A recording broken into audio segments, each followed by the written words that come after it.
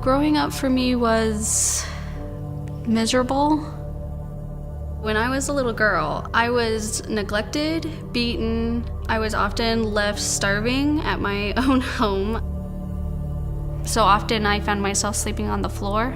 And sometimes we would have they would have the bed frame with the springs on it, and maybe they'd lay a towel over it. That was your bed. My parents would leave for days. They would lock us in the building with no one watching us. A lot of times there was no food in the fridge. I didn't get to be a kid like everybody else.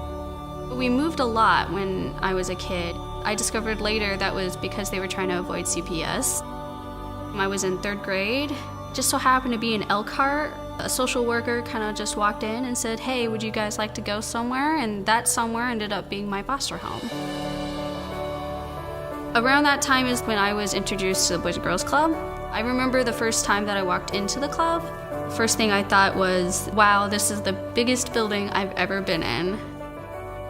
It was instantly one of my favorite spots. I think at one point I kind of realized that my Boys and Girls Club was my home away from home. I was getting to know staff. I was getting to know these kids that became my friends.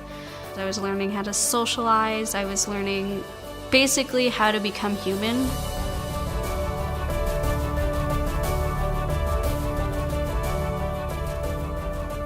You can't come to the club and not change.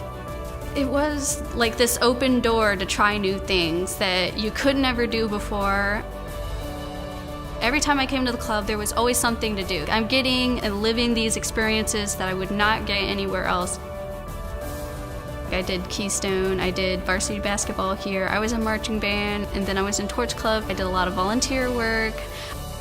I used to go into the art room a lot. I would enter art competitions. There was a staff at that time. She gave me my first art award. First time that I did feel valued, encouraged me to do more.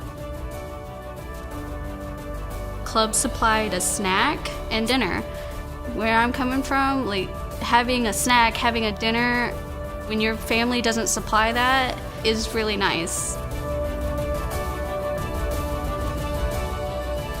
Just because you come from this childhood that has no hope, no future, doesn't mean it has to be that way. You can choose to better yourself.